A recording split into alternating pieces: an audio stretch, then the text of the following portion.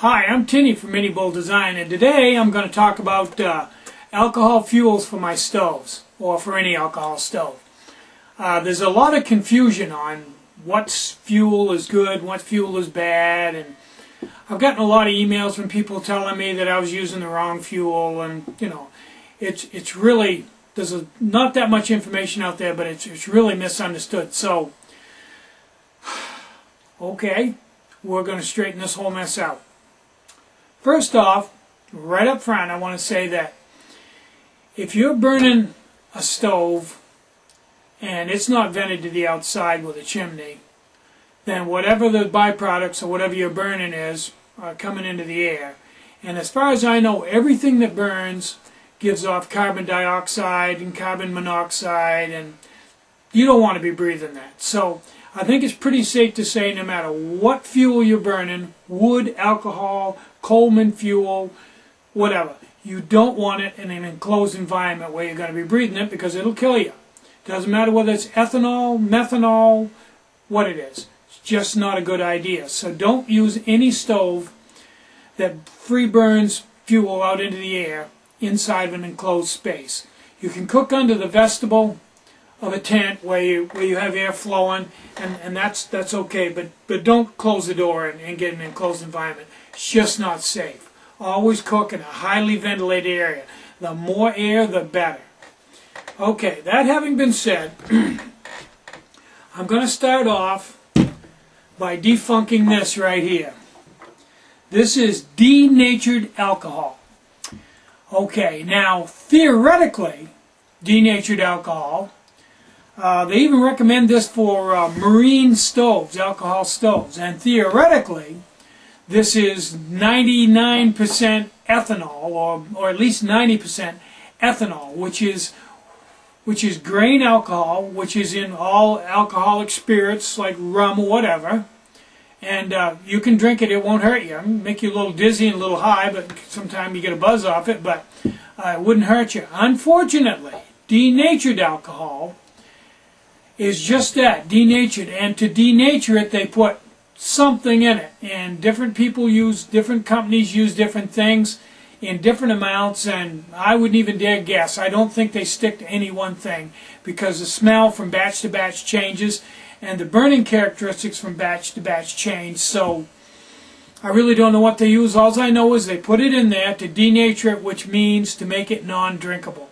If this was a 90 or 100% ethanol alcohol and it wasn't denatured, you could buy it and just buy some Mountain Dew or some ginger ale or Coke and mix it up and make a drink out of it and get high. Well, and that's fine. I don't have a problem with that, except the Liquor Bureau, the federal government, they don't want you to be able to do that. They want you to have to buy hard liquor through them. So they make it illegal to sell pure ethanol. So they denature it, and that's what this is. This is denatured alcohol that has something in it so you can't drink it. That having been said, also, although this is supposedly all ethanol, and most people think it is, wrong again. This can be up to 85% methanol. So, and I don't know how much that varies from batch to batch, but I know there is an enormous amount of methanol in this, I think because it's probably cheaper. So it's 15 to 85% methanol in it. So the difference between this and this, well, the difference is between both of these is there's some ethanol in this, probably not that much. These probably aren't that different except for the nasty ingredients they put in this to denature it. Now, this ingredient, I don't know what it is, but it can make it burn yellow. It can make it stink so bad that you can't even stand to be around it.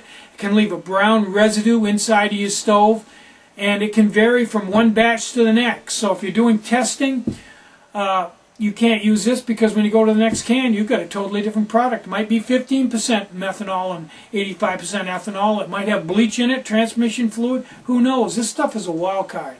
I wouldn't even bother to burn it unless I couldn't get anything else. I've had some really bad experience with this. I've actually ruined stoves with it. So that's the scoop on denatured alcohol.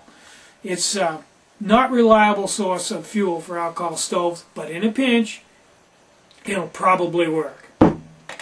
Okay, this is air brake antifreeze. It's simply about 95 to 99% pure methanol.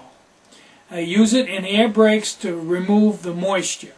This is an excellent source of fuel to burn in an alcohol stove. Very repeatable, burns a nice blue flame. It's no different than this in that you have to vent both of them to the outside. So, you know, methanol does give off some fairly nasty fumes if you've ever breathed it.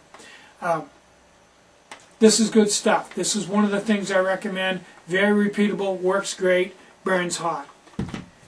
This is heat.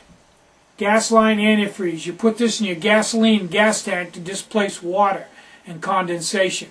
This is just like this. It's like 95% pure methanol. Works fantastic. Doesn't vary from batch to batch. Excellent stuff. Now, just because it says heat doesn't mean that it's methanol. They also make this in a red bottle, and that's isopropyl. 100% isopropyl rubbing alcohol. And that doesn't burn at all. It burns like gasoline. It's yellow and very smutty, and don't try to burn the red. It's not going to happen for you. Now, rubbing alcohol, 70%, which you can get just about anywhere. Okay, this is a mixed bag. If you try to burn this in a side jet stove, it's going to burn yellow. It's going to burn like crap because it's 30% water, and it's just not the right animal. On the other hand, if you have a minibulldesign cult alcohol stove with a wick, the Fly series, either a black fly or a black fly 2 or an iso fly, and you get somewhere where you just don't have any fuel other than this, you can burn this in the wick stoves. It'll burn pretty good. Depending on which brand you get, it burns pretty good. Burns blue, but it will lightly smut the bottoms of your pots. Okay, that pretty much covers straight alcohol. Now let's talk about mixing. If you've got some of this and some of this, you can mix these two together up to 50-50. I wouldn't go less than 50% methanol. And it'll burn just fine. It won't burn smutty, it'll burn just fine. But if you mix it 50-50, it'll take about 30% longer to bring things to a boil because it's not as hot. But you can mix any of these together with rubbing alcohol, any of these three. And they'll mix fine and they'll burn fine. There'll be enough methanol to get rid of the soot, and then they'll burn fine. You just won't burn anywhere near as hot. But it'll still get the job done. I think that's everything you need to know about alcohol. Okay, people have asked me some pretty crazy questions like, can you burn gasoline? I did a video on that back one. The answer to that is no, you can't burn gasoline. Can you burn Coleman fuel? No, you can't burn Coleman fuel. You can't burn anything that's a petroleum product. It'll smut and smoke and burn and flare so bad that just forget it. Won't work. Not going to work at all. So don't burn anything that's a petroleum product. Don't try burning lighter fluid or any of this weirdo stuff. You want to burn alcohol. That's what they're made for.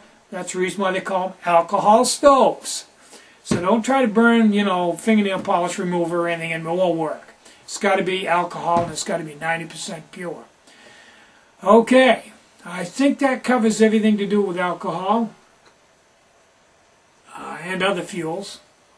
If you have any questions, just go to my site and email me. I'm Tinny from minibulldesign. Get out and use your stove. Get out and hike. Take a friend with you. They're valuable. And have a great day. Bye-bye.